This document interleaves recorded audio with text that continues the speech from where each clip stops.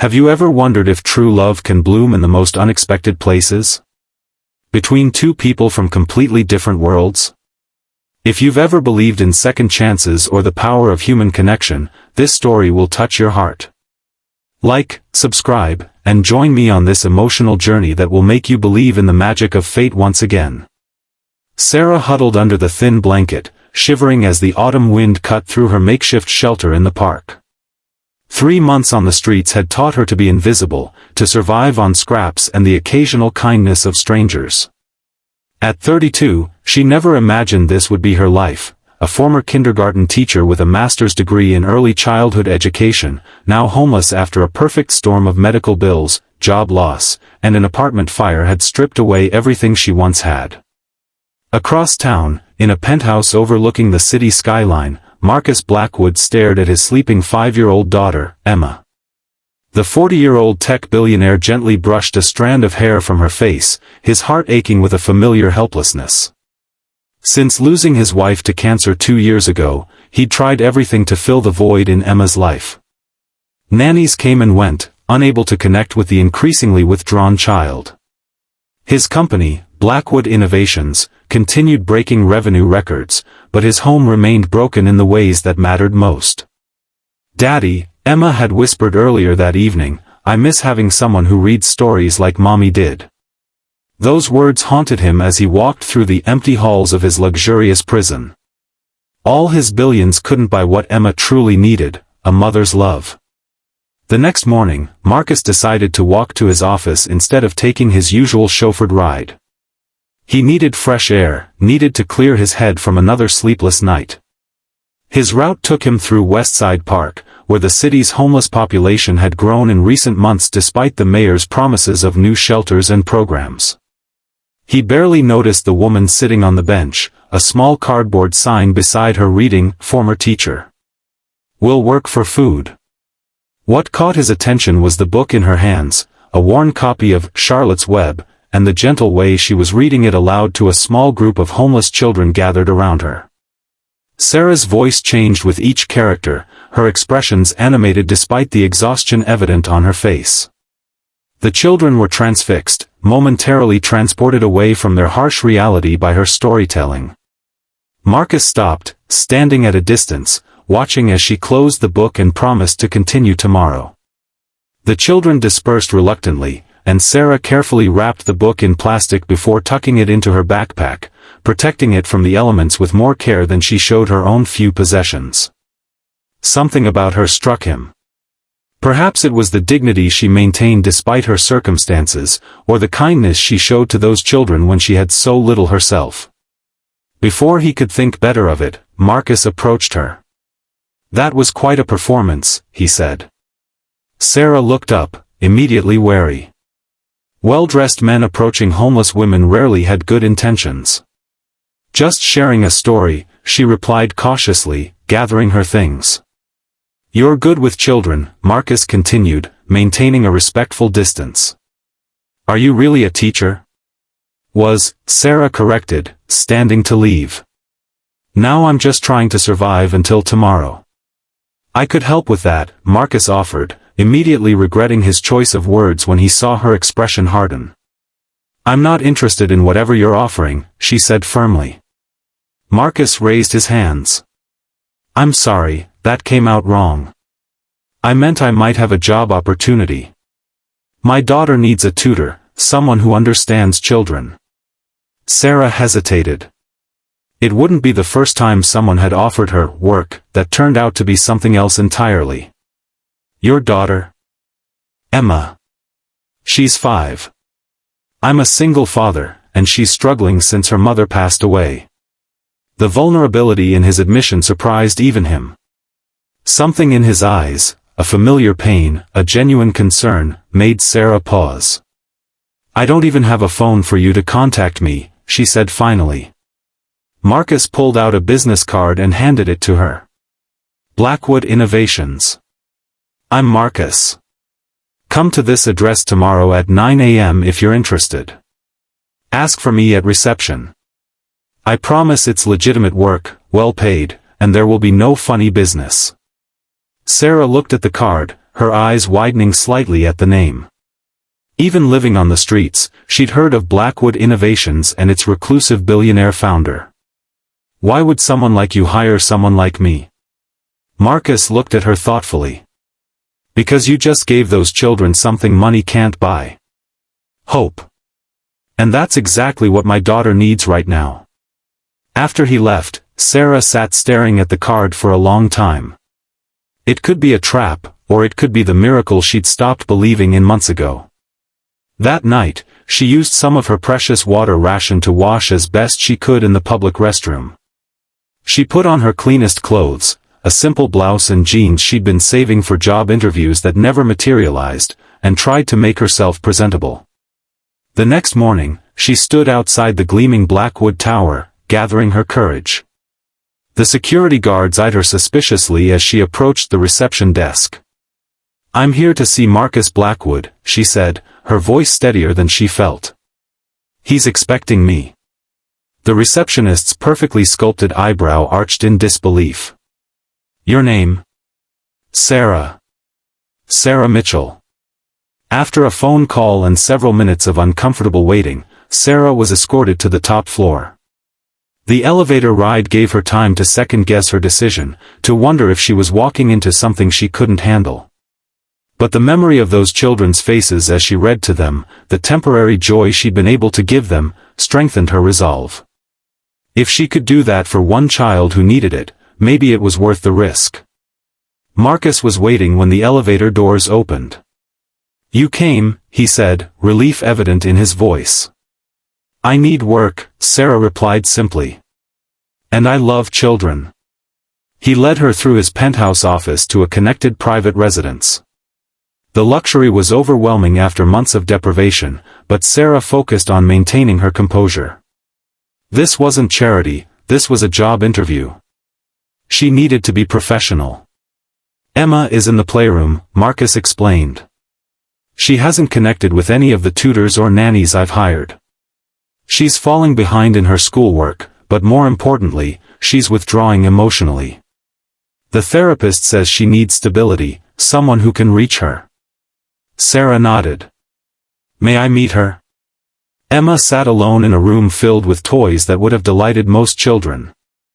She was small for her age, with dark hair like her father's and sad eyes that looked too old for her young face. She barely glanced up when they entered. "Emma, this is Ms. Mitchell. She might be helping you with your schoolwork," Marcus said gently.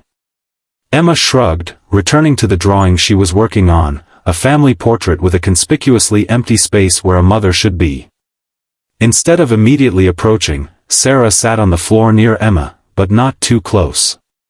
She pulled out her worn copy of Charlotte's Web from her backpack.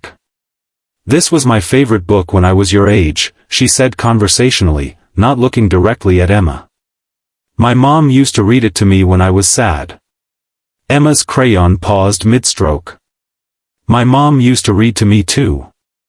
Before she got sick. Would you like to hear some of it?" Sarah offered, still not pushing. A small nod was all the encouragement Sarah needed. She opened to the first chapter and began reading, her voice taking on the same magical quality Marcus had witnessed in the park. By the third page, Emma had abandoned her drawing and moved closer. By the end of the chapter, she was sitting right beside Sarah, peering at the illustrations. "Can we read more tomorrow?" Emma asked when Sarah closed the book. "If your dad wants me to come back," Sarah replied, looking up at Marcus, who had been watching the interaction with barely concealed amazement. "I think that can be arranged," he said softly. After Emma returned to her drawing, this time with more enthusiasm, Marcus led Sarah back to his office to discuss terms. The position he offered was generous, full-time tutor and companion for Emma, with a salary that made Sarah's head spin. There was one condition, however. "You'd need to live here," Marcus explained. "Emma needs consistency, someone who's present for bedtime stories and morning routines, not just academic hours." Sarah hesitated. "I don't know if that's appropriate. You'd have your own suite of rooms, complete privacy. This penthouse has 2 wings," Emma and I live in one, and the other is for staff and guests. You'd be well compensated, with weekends off if you wish. I'm not asking for anything improper, Ms. Mitchell. I'm asking for help with my daughter. The sincerity in his voice was unmistakable. Still, Sarah had learned the hard way that things that seemed too good to be true usually were. May I think about it overnight? She asked. Marcus nodded. Of course. But if I may ask, where will you be staying tonight? Sarah stiffened. I manage. I'm not judging, he said quickly. I'm concerned. If you're considering the position, I'd like to offer you the guest suite for tonight. No obligations, no strings attached. Just a safe place to think about your decision. The temptation of a real bed, a hot shower, and safety was overwhelming. Against her better judgment, Sarah accepted. That night, after the most luxurious shower of her life and a meal that brought tears to her eyes, Sarah sat on the edge of a bed softer than anything she could remember. The contrast between this opulence and the park bench where she'd slept the night before was disorienting. She wondered if she was dreaming, if she'd wake up cold and hungry again. A soft knock at her door interrupted her thoughts. It was Emma, clutching a stuffed rabbit. Daddy said I should let you rest, but I can't sleep, the little girl said. Could you read just one more chapter? Sarah smiled, patting the bed beside her. Just one. One chapter turned into two, and by the third, Emma was asleep against Sarah's shoulder. Marcus found them like that when he came looking for his daughter. The sight of Emma sleeping peacefully, something that had become rare since her mother's death, made his decision clear. Please say you'll stay, he whispered as he gently lifted Emma into his arms. She needs you. The next morning, Sarah accepted the position. What was meant to be a temporary arrangement began to take on a life of its own. Days turned into weeks, and weeks into months. Emma flourished under Sarah's care, her grades improving and her smile returning. The empty spaces in the little girl's drawings gradually filled with a new figure, a woman with kind eyes who held her hand. For Sarah, the transformation was equally profound. Regular meals, safety, and purpose restored her health and confidence. She began to share more of her story with Marcus, her previous life as a dedicated teacher, the cancer diagnosis that had drained her savings, the apartment fire that had left her with nothing, and the system that had failed her when she needed it most. Marcus, in turn, opened up about his own struggles, the pressure of raising Emma alone, the guilt he felt for not being able to save his wife, the emptiness of success without someone to share it with. Their late-night conversations after Emma was asleep became a sanctuary for both of them, a place where masks could be set aside and vulnerabilities acknowledged. 6 months into Sarah's employment, Emma made an innocent observation that changed everything. Daddy, she said over breakfast, if you married Ms. Sarah, she could be my new mommy and stay forever. The silence that followed was deafening.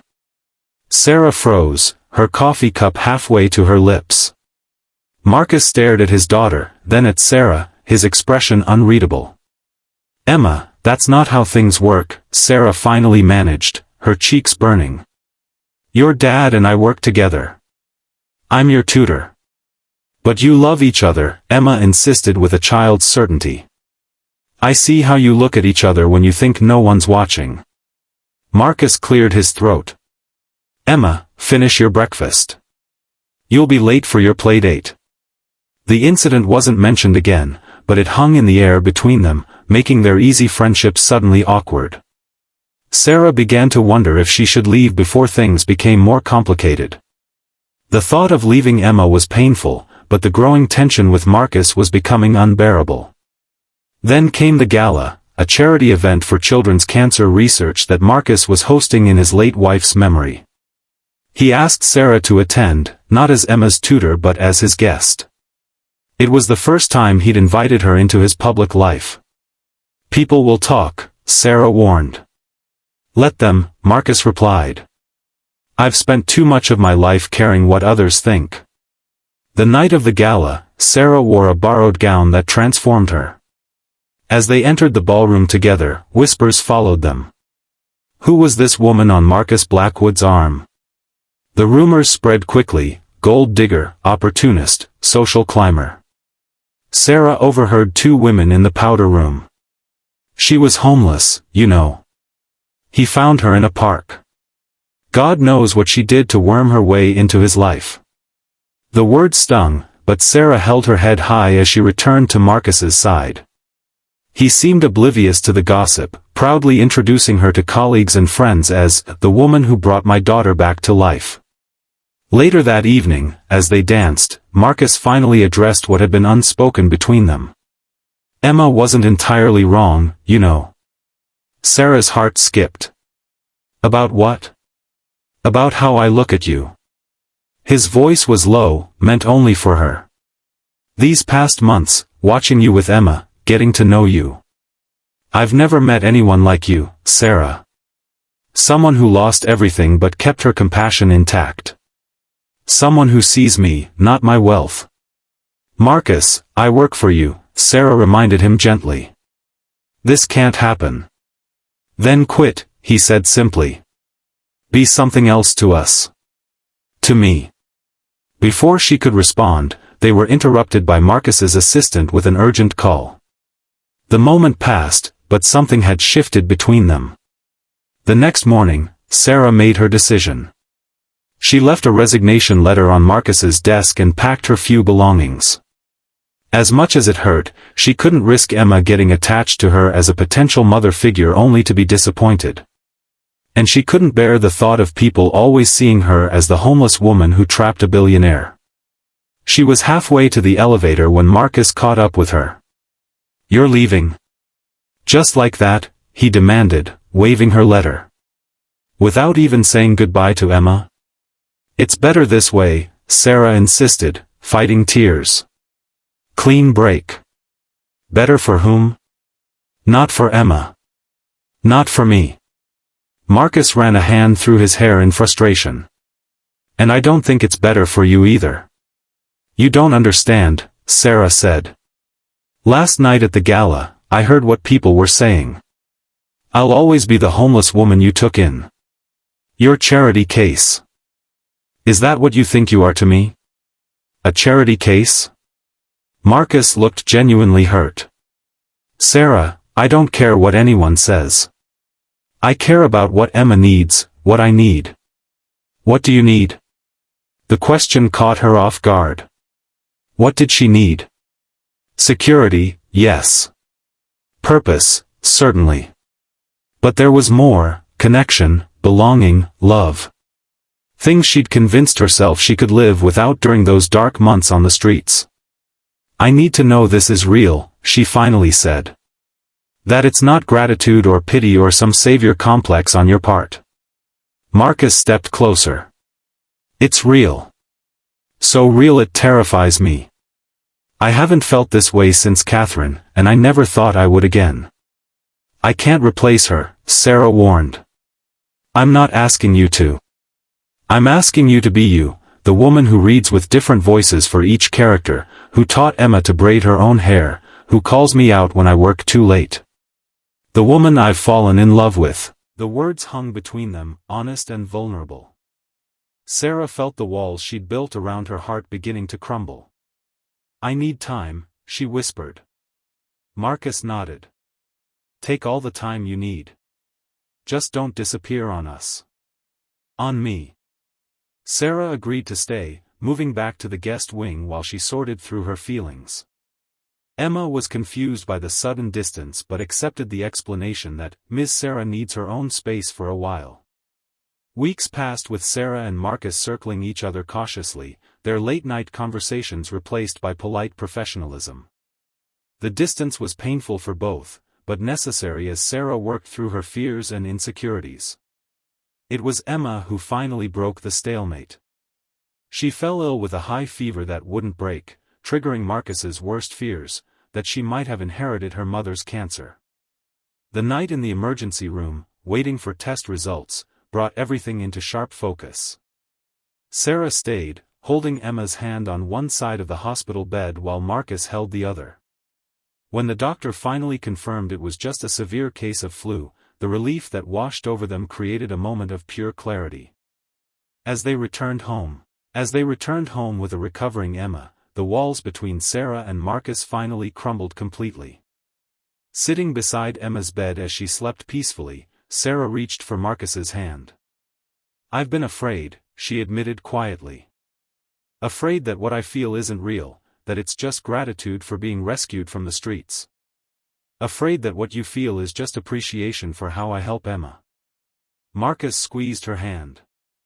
"I understand fear, Sarah. After Catherine died, I was terrified of loving anyone again. But you taught me something, through all those stories you read to Emma. Life doesn't guarantee happy endings, but that doesn't mean we shouldn't embrace the chapters we're given." 2 weeks later, when Emma was fully recovered, Marcus asked Sarah to join him for a walk in Westside Park, the place where they'd first met. They stopped at the same bench where she had once read to homeless children. "I've been thinking about what you said," Marcus began, "about needing to know this is real. I realized I never properly answered your question about what I see in you." He took her hands in his. "I see strength that wealth could never buy. I see kindness that survived when the world showed you none. I see the woman who taught my daughter to laugh again, and who taught me to live again." Then, to Sarah's shock, Marcus Blackwood, the billionaire who could buy anything, knelt on one knee on the dirty park ground. "Please marry me," he said simply, his voice breaking slightly. "Not because Emma wants it, or because it makes sense on paper, but because I love you, Sarah Mitchell. I love your resilience, your compassion, your integrity. I love how you see the world and how you've helped me see it too." Sarah stared at him, tears forming in her eyes. This man who had everything was looking at her as if she were the most precious thing in the world. "People will talk," she whispered, echoing her words from before the gala. "Let them," he replied with a smile. "We know the truth." Sarah took a deep breath. "If I say yes, I have one condition." Marcus raised an eyebrow, waiting. "I want to start a foundation," Sarah said firmly. "For homeless families, especially those with children. Not just shelters, but real pathways back to stability, education, healthcare, housing, employment. I want to use my experience to make sure others don't fall through the cracks like I did." Marcus's face broke into a wide smile. "That's your condition? To help others?" Sarah nodded, suddenly self-conscious. "Is that okay?" In response, Marcus pulled her into his arms. "It's perfect. It's you. And it's exactly why I love you." 6 months later, Sarah and Marcus were married in a small ceremony with Emma as the flower girl. The same park bench where they first met had been permanently installed in the garden of their home, a reminder of how life can change in an instant. The Sarah Mitchell Foundation quickly became one of the most effective homeless advocacy organizations in the country, with Sarah personally mentoring families transitioning back to stability. Marcus restructured Blackwood Innovations to prioritize affordable housing technology, while Emma blossomed into a confident young girl who proudly told anyone who would listen how her new mom used to be a teacher who read stories in the park. Their story spread, first locally, then nationally. Some criticized, calling it a modern Cinderella fantasy or questioning Sarah's motives. But for every critic, there were dozens inspired by their journey, by the billionaire who found true wealth in love and the homeless woman whose greatest request was the opportunity to help others. 5 years later, Sarah stood at a podium, accepting a humanitarian award for her foundation's work. Marcus and Emma sat in the front row, along with their 3-year-old twins, a boy and girl who had never known the hardships their mother once faced. "People often ask me what it's like to go from homeless to married to a billionaire," Sarah said to the audience. "They expect a rags-to-riches story about luxury and comfort. But that's not what matters. What matters is going from hopeless to purposeful. From invisible to seen. From surviving to thriving." She looked directly at Marcus, her eyes full of love. "True wealth isn't measured in bank accounts. It's measured in second chances, in the courage to be vulnerable, and in the family we choose. I didn't marry Marcus for his money, I married him because he saw me when no one else did. And in return, all I asked was the chance to help others be seen too. As the audience rose in a standing ovation, Marcus mouthed the words that had become their private mantra, from the park bench to forever. Their story wasn't just about a billionaire and a homeless woman finding unlikely love. It was about two broken people healing each other, about a little girl finding her family again, and about the ripple effects of compassion that continued to spread long after that fateful day in the park. If you've been moved by this story, remember that everyone you pass on the street has their own story, their own potential waiting to be recognized. Sometimes the greatest gifts come from seeing the worth in someone when they've forgotten it themselves. Like, subscribe, and share this video to spread this message of hope and second chances. Because in a world that often feels divided, stories like Sarah and Marcus's remind us that human connection is the true currency of a life well lived.